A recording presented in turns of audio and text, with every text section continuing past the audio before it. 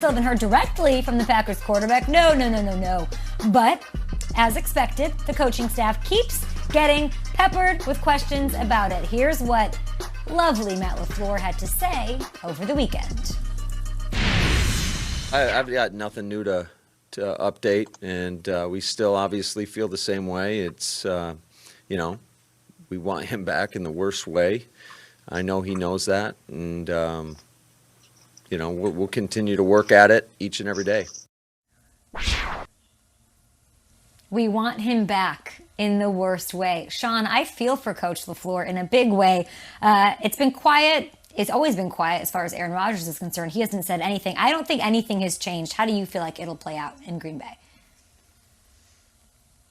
Yeah, Kay, this is a head scratcher, and I'm also scratching my head at the saying. We want him back in the worst way. I never really understood that. Why is it the worst way? Shouldn't you want him back in the best way?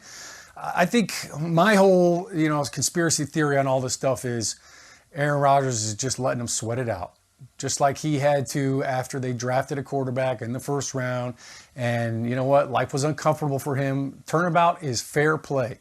I don't think Aaron Rodgers looks at another team in the NFL right now and says, you know what? That's a better opportunity for me to go win another ring, because that's, I think, the only thing left for him to do. And I also think at this stage in your career, Kay, as a quarterback, to go learn a whole new offense virtually at this point in the season, I don't think that's ideal. And I think for Aaron Rodgers, just knowing the relationship he has with Devontae Adams, knowing what he has offensively around him, and understanding the whole concept of everything, you don't want to start off back on square one with a brand new team. So I think Aaron Rodgers is just kind of laying back in the weeds. There's a reason why we haven't heard from him specifically. He's just kind of, hey, just let it run its course. And then, eventually Aaron Rodgers will be back in Lambeau in Titletown. I hope that eventually is pretty soon. I don't want this story going into training camp. I don't want it if I'm Matt LaFleur, Jordan Love. I don't want it if I'm Aaron Rodgers. We'll see what happens. The day after the draft, I outlined the Broncos as a nice destination, sort of as a joke. Like, that would be a cool fit. What a fun story that would be. And there's some steam behind this. Last week, our very own James Palmer told us that there are people around the league that do believe the Broncos would be a realistic possible landing spot if Rodgers were to become available. Lots of things have to happen for this to happen. But if it did, Schrags, would the addition of Aaron Rodgers make the Broncos, favorites, Super Bowl favorites in the AFC? What does it do for the Broncos in a division there with Patrick Mahomes, which would be so fun to see? It certainly makes the Denver Broncos a lot more entertaining to watch, and it puts them in a conversation where we're not only talking about the playoffs, but Super Bowl contenders.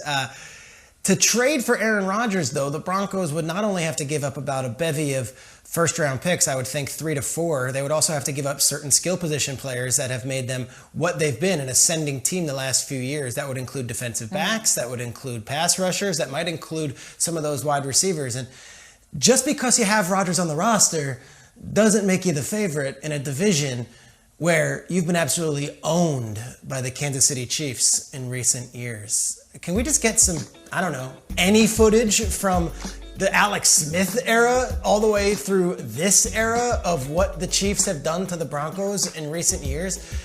We got Case Keenum highlights here because it goes back all that way where it was that Keenum season. And then you had Tyreek Hill running the ball all over him.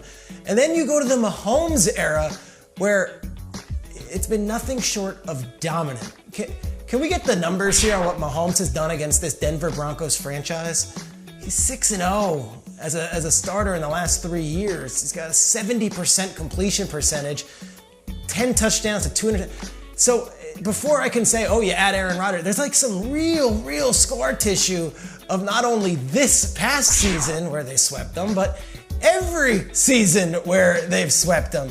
Mahomes has been amazing against the Broncos. We first saw him in that Week 17 game where it didn't work out for him in his first career start, but then ever since, he's never lost to these guys. And it could be against the Vic Fangio defense, it could be against the Vance Joseph defense, it could be against Drew Lock, it could be against whoever. I can't give this to the Broncos just because you put Aaron Rodgers mid-season onto the Broncos. Yesterday, I was watching all these rookie mini camps and all that stuff. I see Matt Stafford under center and being at the Rams facility, going through the motions with the Rams, and I'm like, okay, like they've begun, like that Super Bowl starting journey has now kicked off. To now get traded this late or maybe even later and then say, oh, we're going to drop him in the middle of July or wherever and say, Rodgers, go take us and be the favorite. No way. That discredits too much to what Kansas City is all about. I don't think the addition of Aaron Rodgers puts the Broncos over the Chiefs in any conversation. I don't know, Schrag. I feel like Aaron Rodgers has done more with less when you look at what he's done with the Packers. And, I once heard this saying, it's like the more he says, I'm sorry to you, the less you end up loving him. I feel like that's the situation with Aaron in Green Bay. I just feel like he's so frustrated that they have not put the pieces around him. And quite frankly, John Elway needs an Aaron Rodgers just like he needed Peyton Manning, because in recent years, they haven't really shown us that they can evaluate the talent of a quarterback. Let's look at all of the head coaches that has ultimately cost the Denver Broncos too. I mean, we've got Gary Kubiak, Vance Joseph, now Vic Fangio. So let's talk about why Aaron Rodgers would make sense. Well, he's certainly less risky than Peyton Manning. He doesn't have the injuries that we would necessarily have to worry about when we were talking about Peyton Manning coming to the Broncos. And let's look at some of the talent that you'd have around him in comparison. Back then, they had the first-round receiver Demaryius Thomas. Now they've got first-rounder Jerry Jeudy. They had Emmanuel Sanders back then. That was a Pro Bowler. Now you've got Cortland Sutton. They also had two talented tight ends in Julius Thomas and Vernon Davis. And now we'll see how Noah Fant bears out. But we've seen Aaron Rodgers do more with less. And like I said, if I'm John Elway, maybe I am throwing the kitchen sink to try and get him in there. Yeah, and maybe that's why Kelly Klein has been promoted to prevent John from doing just that. And, it's been 4 miserable seasons for the Broncos fans. And, 4 straight losing seasons. Certainly they're pining for those days of Peyton Manning. The difference with Peyton Manning was he was a free agent, so they didn't have to give up anything for him. So I don't see Denver giving up and mortgaging the future for Aaron Rodgers. But, like any fill-in-the-blank question, I feel like you could put any team in there and say, yes, this team is now a favorite and a contender for the Super Bowl because of Aaron Rodgers, because of just how good he is. Imagine a world where Aaron Rodgers is in the Denver Broncos. You have Mahomes in Kansas City. You got Herbert with the Chargers, Carr with the Raiders. This division would just be an unbelievable juggernaut. And when you look at what Aaron Rodgers, you look at the highlights, obviously, we threw a stat up there, 35 touchdowns and 0 interceptions in the red zone. You know what the Denver Broncos led the league in last year? Turnovers. 32 of them. So yeah, instantly it's a totally different team. Shregs, I don't even know how you evaluate a team that's turning the ball over that many times. It's hard to evaluate the defense as well as the offense. So it absolutely, Aaron Rodgers would help in that capacity.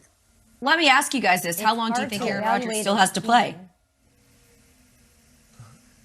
Well, Jane, he's under contract still with the Packers for a couple more years. But I think he can go 40, 45 years old. He's in the best shape too. He does the Brady thing. So I think if you get him, it's not for a 1-year deal. This is for the long-term deal for the Broncos. And